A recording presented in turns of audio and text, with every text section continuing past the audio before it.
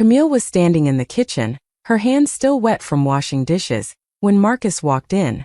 His voice was cold.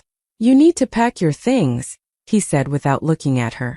"My parents think it's best if Tessa moves in now." Camille froze. Her heart dropped. She looked at him, hoping it was some kind of horrible joke, but his face was serious blank. No regret. No shame. She stared at him, her fingers trembling above the sink. "We talked about this," she whispered, barely able to speak. "I thought we were fixing things." Marcus didn't answer.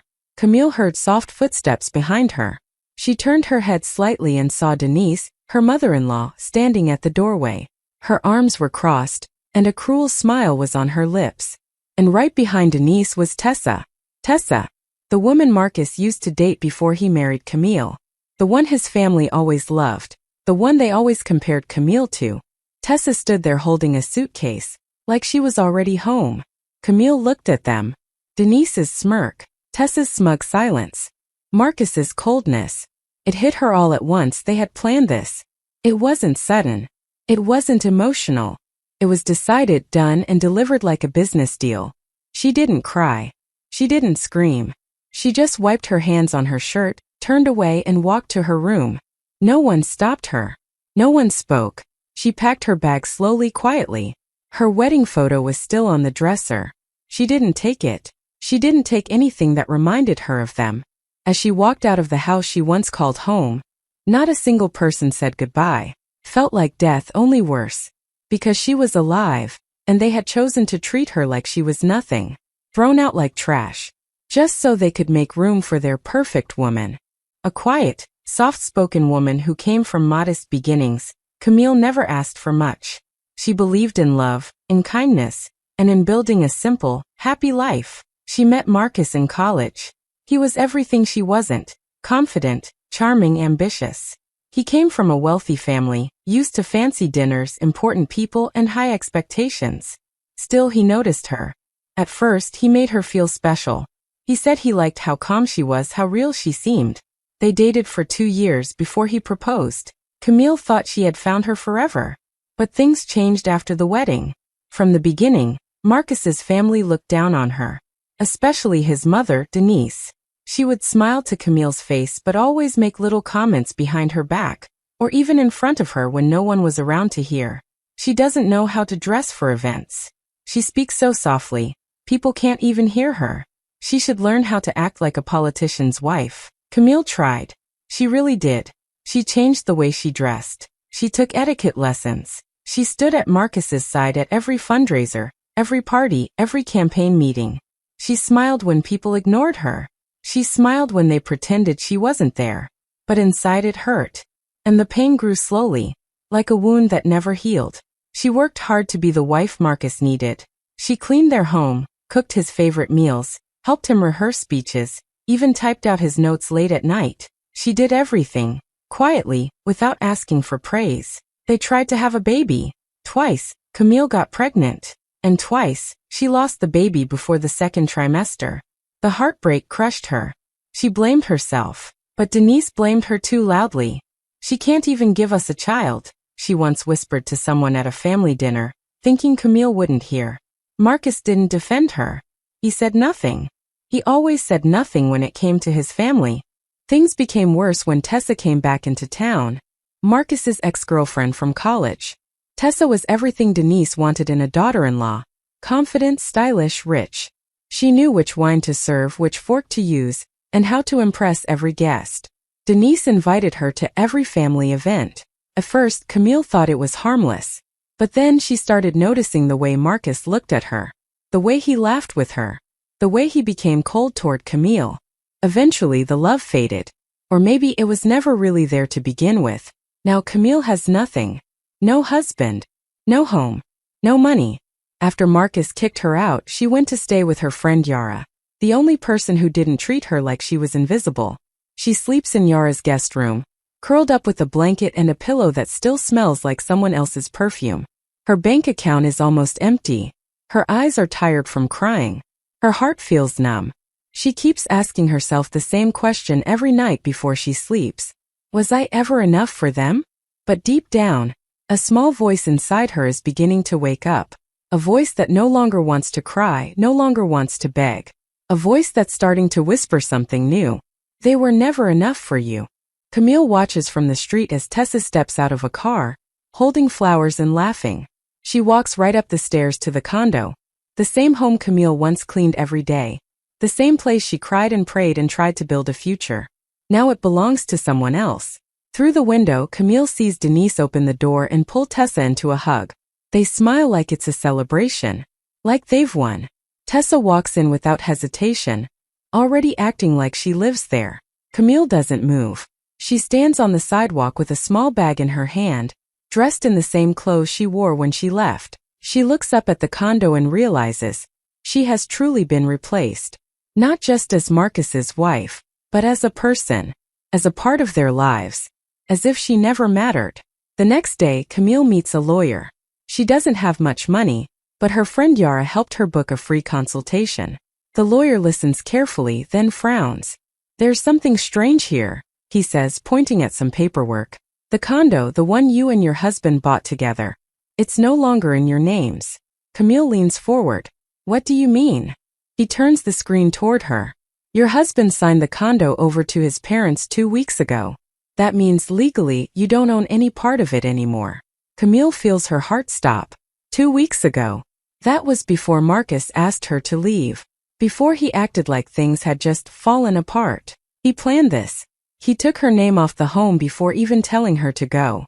The betrayal sinks in deeper. But it's not loud. It's quiet, cold, like ice inside her chest. Later that week, Camille hears from an old neighbor that there's going to be a private dinner at the condo. She finds the invite posted online. It's not just a welcome dinner. It's a baby celebration. Tessa is pregnant. Denise is hosting a beautiful dinner for her. Flowers, candles, champagne. She's calling it a new chapter for the family. Camille sits on the edge of Yara's couch, staring at the invite on her phone. It feels like someone ripped out her soul and replaced it with silence. They're celebrating, while she's left with nothing. No baby. No home. No family. Not even a seat at the table. She puts the phone down and walks to the window. Rain taps softly against the glass. In that moment, something inside her changes. She doesn't cry. She doesn't scream. But her eyes are sharper now. Her mind clear. This wasn't just bad luck. It was a plan. And she was the target. They took everything from her. Her place, her voice, her name. And now, they think she'll just disappear quietly. But Camille isn't the same woman she was a few weeks ago. She's done being the quiet wife who waits to be seen.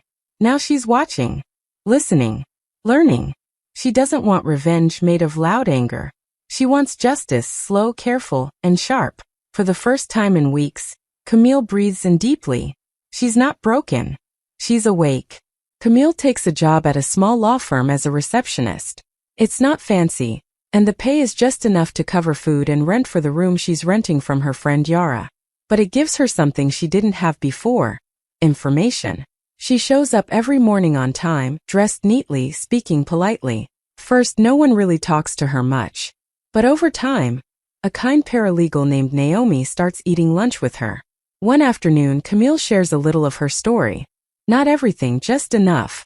Naomi listens closely. You said he transferred the condo into his parents' name right before asking you to leave, she asks. Camille nods.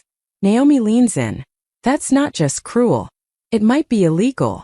That sentence opens a door in Camille's mind. During quiet hours at the front desk, Naomi begins explaining things to Camille about property laws, spousal support, hidden assets, and how to protect herself without starting a public war. Camille starts taking notes. She reads legal guides. She watches videos online. She asks careful questions. Slowly, piece by piece, she begins to understand the system that tried to silence her. She learns that even though her name was removed from the condo, she might still have a legal claim. She learns how to file for spousal support, not out of revenge, but because she has a right to it after everything she gave up. And then she makes her first quiet move. She files for support. No press. No noise. Just paperwork sent through the proper channels. The law firm helps her connect with a private investigator. Someone quiet, discreet, and very good at finding things people try to hide. Camille gives him Marcus's campaign details, bank info, and a few names she remembers from late-night phone calls. While she works during the day, the investigator digs deeper. Camille starts having flashbacks more often now, little moments that hurt more than she allowed herself to admit before. She remembers the dinner party where Denise forgot to put out a place setting for her. She remembers Tessa sending messages to Marcus late at night, and Marcus saying, "She's just being friendly. Don't be insecure." She remembers how every time she cried after losing a pregnancy, Marcus would say, "It's not the end of the world," and then leave the room. Back then, she stayed quiet to keep the peace. Now she writes everything down: dates, names, moments. Nothing is too small. At night, alone in her small room, Camille stares at the wall and breathes slowly. Her parents are gone. She has no siblings, no children, no one depending on her. And somehow that gives her a strange kind of power. She has nothing to lose. And in that emptiness, she begins to rebuild herself, carefully, quietly. She buys a new notebook and writes one sentence on the first page. "I let them win. But not anymore." Meanwhile, whispers begin to spread. A man from the election commission shows up at Marcus's campaign office asking questions. A financial audit is requested for one of Denise's charities. Tessa starts looking nervous at events, her smile tighter than before. Camille says nothing. She doesn't post online. She doesn't talk to reporters. She doesn't argue with anyone. But her silence is loud, and it's starting to shake them. Denise tries to ask around. "Has Camille been saying anything?" she asks an old family friend. But no one knows anything. Because Camille is invisible again, just the way they liked it. Only this time it's her choice. Only this time she's moving in the shadows, and they don't even see her coming. Denise throws a big fancy engagement party for Marcus and Tessa. The hall is decorated with flowers, lights, and golden name cards on every table. Everyone important is there: politicians, business people, friends, and family. Over 80 guests. All of them smiling and clapping for the happy couple. Camille, of course, is not invited. She was never supposed to be part of this new chapter. In their minds, she was already forgotten. But as the music plays and Denise stands to give her welcome speech, the doors open. Camille walks in. She is calm. Her back is straight, her head high. She wears a simple but elegant dress, one that fits her like it was made just for this moment. In her hand is a folder, thick with papers. The room goes quiet. Some guests whisper. Others stare. Marcus freezes when he sees her. Tessa's smile drops. Denise narrows her eyes. Camille steps forward slowly, like she has all the time in the world. "I won't take long," she says, her voice steady and clear. "I just came to return what doesn't belong to me, and to take what does." She places the folder on the table beside the cake. Then she begins. "To those who don't know me, I'm Camille, Marcus's wife. Still legally his wife, by the way." Gasps echo around the room. Denise steps forward. "You're not welcome here." Camille holds up her hand. "I wasn't welcome in your family either. But here we are." She opens the folder and pulls out the first document. "This is proof that Marcus transferred the condo into his parents' name without my knowledge. That's fraud." She turns to the second document. "This shows bank transfers from Marcus's campaign account to a fake foundation, one managed by Denise. That's illegal." Murmurs grow louder. Guests are whispering, pulling out their phones. "And finally," she says, looking directly at Tessa, "this is a medical record from the private clinic you visited last month. The baby you're carrying, it isn't Marcus's." The room falls into stunned silence. Tessa turns pale. Marcus's mouth opens, but no words come out. Denise looks like she's going to faint. And then it happens. Denise turns to Tessa and slaps her across the face. "Hard. You promised me." Denise hisses. Marcus tries to grab Camille's arm, his face red with anger. But Camille steps back, firm and unshaken. "You took everything from me," she says, her eyes meeting his.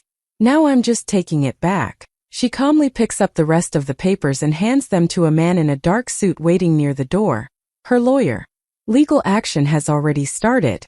You'll all be hearing from the court soon," she says. Camille turns and walks out of the hall, her steps slow and graceful. Behind her, the party is falling apart. Guests leaving, reporters calling, cameras flashing. But Camille doesn't look back. Because this time, she's not the one being thrown out. This time she ended it on her terms. Camille gets half of all the marital assets, plus alimony. The court rules in her favor. Everything Marcus tried to hide is brought into the light. The condo, the campaign fraud, the fake foundation. Marcus is now under federal investigation. His political dreams are finished. People who once smiled at him now avoid him. Tessa quietly leaves town. After the truth about the baby comes out, the engagement is cancelled. No more parties. No more praise. No more pretending. And Denise, once the queen of their social circle, is now the center of gossip and scandal. People whisper about her in charity events, and invitations stop coming. Her reputation is ruined. The perfect image she worked so hard to build is gone. But Camille doesn't care about any of that. She's not watching them fall. She's busy rising. She uses the money from the settlement to rent a small but bright office space. She opens a legal consulting service for women going through divorce, especially women like her, who were ignored, disrespected, or tricked. She calls it Second Voice. At first, only a few women come in. But word spreads. People talk. Women begin to reach out, asking for help. Camille listens to every story, offering advice, connecting them with the right lawyers, and most of all, reminding them they are not alone. She doesn't wear sadness anymore. She wears purpose. The pain she once carried becomes her strength. She still lives in a simple apartment, still drinks tea alone some mornings. But she is not broken. She is whole, built from the pieces she thought were lost. She's not trying to prove anything now. Not to Marcus, not to Denise, not to anyone. She's simply being herself. And for the first time in a long time, that's enough.